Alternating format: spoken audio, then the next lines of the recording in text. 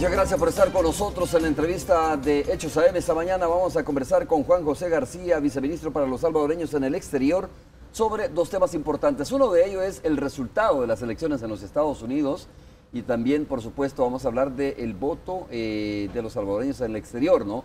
Sé y comprendo muy bien que el viceministerio o el Ministerio de Relaciones Exteriores ha terminado su parte, ha trasladado esta pelota a la Asamblea Legislativa, donde todavía no ha sido aprobada este anteproyecto de ley para que los salvadoreños que viven en otros países, que viven en los Estados Unidos, que viven precisamente en Canadá, en Australia, puedan ejercer el sufragio, puedan ejercer el derecho al sufragio.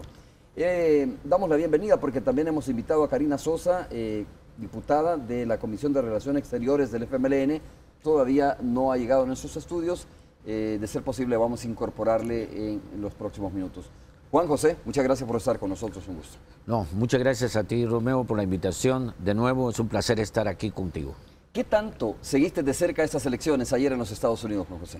Bueno, en la campaña, pues lógicamente lo más relevante desde el punto de vista del Viceministerio para Salvadoreños en el Exterior, pues era la importancia del voto hispano, del voto latino, ¿no?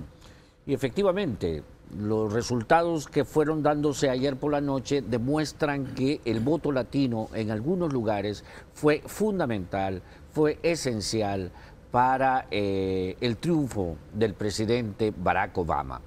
En algunos lugares que se han considerado estados péndulo, porque no se define en ninguna elección el triunfo para ninguno de los dos partidos, el voto latino marcó la diferencia. Este es el caso, por ejemplo, de la Florida. El sur de la Florida, por la tendencia que se venía manteniendo anoche, es un territorio en donde los latinos son fundamentales, ¿no? Y ahí el presidente Obama obtuvo un triunfo bastante holgado que al final podía haberle dado el triunfo definitivo y llevarse uno de los trofeos más importantes, que era precisamente el caso del estado de la Florida. La Florida es interesante porque históricamente se ha consolidado como un voto duro para el Partido Republicano, dada la supremacía, la importancia de la comunidad cubana, ¿no? Que se identifica plenamente con el Partido Republicano. Sin embargo, en los últimos 10 años ha ocurrido una transformación demográfica muy interesante en la Florida y ya no solamente es la comunidad cubana la que predomina, sino que cada vez más diferentes nacionalidades de América Latina y del Caribe están siendo comunidades también fundamentales. El caso de Jamaica, el caso de Haití, el caso de los venezolanos, el caso de Argentina, el caso de muchas nacionalidades que han diversificado la composición demográfica de la comunidad hispana en ese estado y que ha marcado ahora la diferencia, ¿no? El caso también de algunos estados que eran claves, como Ohio, por ejemplo, en donde el presidente Obama obtuvo algunos triunfos en ciudades en donde el voto latino es importante. El caso de Toledo, el caso de Columbo, el caso de Akron. Sí. En fin, este es fundamental en este caso, ¿no? Fíjate que el presidente Barack Obama conservó más o menos el 70%, el 71% de los votos latinos, es decir, la cantidad que votó anteriormente, ¿no? Contra un 10% que habría votado por los republicanos. Y la pregunta es más que obligatoria y obvia. ¿Por qué los latinos, los hispanos, prefieren el gobierno de Barack Obama? Bueno, en realidad, dijéramos, ahí tiene que ver mucho con el proyecto político de los demócratas, ¿no? El proyecto que ha impactado fuertemente en la comunidad latina, en la comunidad hispana. Los hispanos, los latinos, consideran precisamente que los demócratas responden más a sus necesidades, responden más a las demandas históricas. Pero no fue así durante estos 4 años de Barack Obama, ¿no? Donde se reconoce incluso por la administración del presidente Barack Obama que hay una deuda en cuanto a migración, por ejemplo, que es un tema importante para los latinos. Hay que contextualizar en términos históricos esas demandas, ¿no? En el 2004 el presidente Obama generó una serie de expectativas que no correspondían con la realidad, ¿no? La realidad era otra. El caso precisamente de la reforma migratoria integral.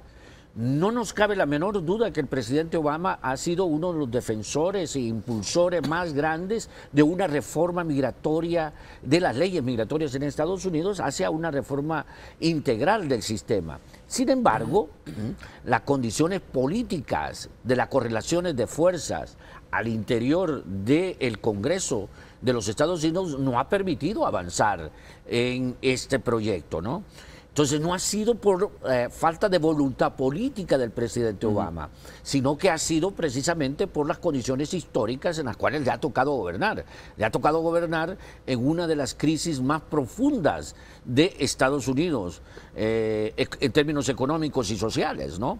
Sin embargo, en los últimos meses hemos visto, en los últimos años, hemos visto que la tasa de desempleo en Estados Unidos ha tendido hacia la baja, ¿no? Hasta llegar ahora a situarse en niveles anteriores a la crisis. Y eso ha tenido un impacto positivo y muy probablemente ha sido un factor por los cuales este triunfo electoral va para el presidente Obama. Ahora, cuando se hace el análisis de Juan José de los hispanos, ¿no? En el escenario político electoral de los Estados Unidos, uno dice, bueno, no hay una inclinación mayoritaria, tal como ya lo dijimos, a los republicanos, sino más bien a los demócratas. Pero es porque también, y esta es una pregunta, los republicanos no tienen en su agenda, no tienen en su radar el tema de una buena relación, el tema de acciones o medidas o políticas sociales que vayan a beneficiar a los republicanos, digo, a los latinos. Exacto. Es decir, el proyecto político de los demócratas se acerca más a los intereses y a las necesidades, a las demandas de la comunidad latina. Y por eso responde positivamente al proyecto político demócrata. Pero no hay que absolutizar esta situación, ¿no? Estados como Arizona, por ejemplo, que es predominantemente latino, o estados como Texas, que es también que tiene una fuerte composición hispana, latina, se inclinan hacia los republicanos, ¿no? Históricamente, en Texas, por ejemplo, los demócratas no hacen ni siquiera una campaña fuerte, ¿no? Porque es un voto duro del Partido Republicano, ¿no? Entonces, tampoco hay que absolutizar esta tendencia, ¿no? Si bien es cierto, mayoritariamente entre el 69 y el 71% del voto latino va hacia los demócratas, en territorios específicos como Arizona, como el caso de Texas, que son los casos más claros, el voto latino se inclina hacia el Partido Republicano. Pero en una minoría, ¿no? Claro, por supuesto, en términos globales, obviamente los latinos se inclinan pues hacia el Partido Demócrata. ¿Eligió el pueblo norteamericano por la moderación, en este caso? Yo creo ¿Y por el carisma que representa, en todo caso, el presidente Barack Obama? Yo creo que respondió un poco a la voluntad política expresada por el presidente Obama. El presidente Obama lo ha dicho con mucha claridad, es un defensor precisamente y un impulsor de una reforma migratoria.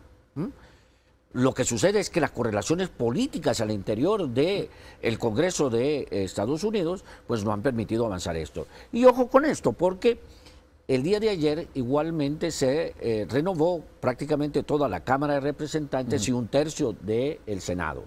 Y ahí no hay cambios, ¿no?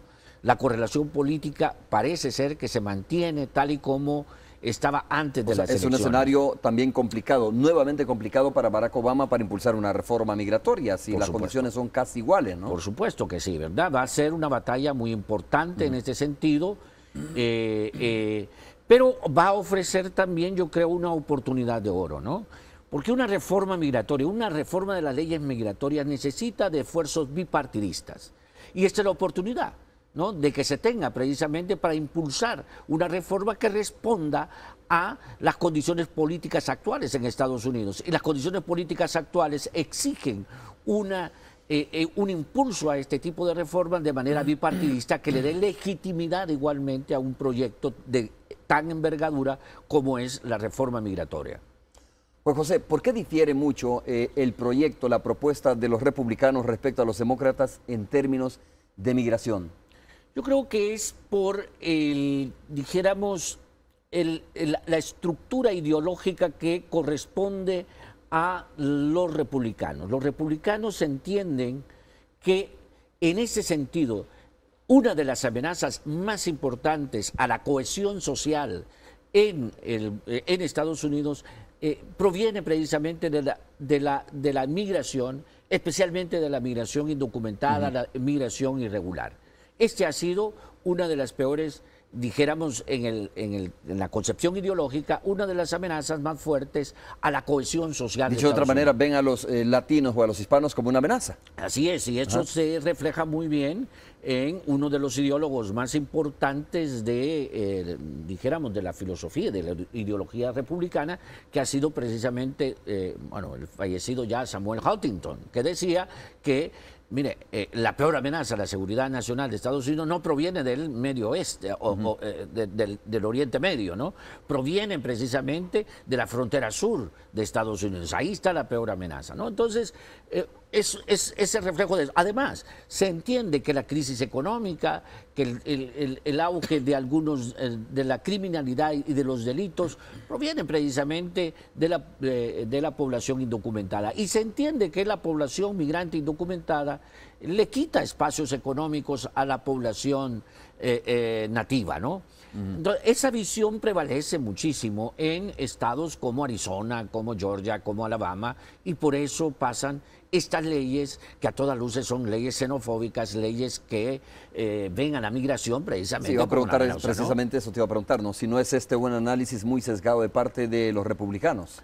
Bueno, en realidad, ver a los sí, latinos, ¿no? a los hispanos como una amenaza y no verles también como potenciales, potenciales entes que desarrollan la economía y que aportan a la economía de los Estados Unidos. Yo creo que es, dijéramos, una posición un tanto ideologizada del tema, ¿no? Yo puedo dar fe, por ejemplo, que según datos objetivos, la comunidad salvadoreña en Estados Unidos contribuye con más de 40.000 millones de dólares al año al Producto Interno Bruto de los Estados Unidos. Es decir, lo que contribuye, es decir, lo que genera riqueza los salvadoreños en Estados Unidos es el doble de lo que se genera en El Salvador. El Producto Interno Bruto de El Salvador anda por los 24.000 millones de dólares. Bueno, 2,5 millones de salvadoreños en Estados Unidos generan un poco menos del doble del Producto Interno Bruto de El Salvador. Eso es un impacto económico muy importante, esa es una contribución a la economía fundamental en Estados Unidos, ¿no?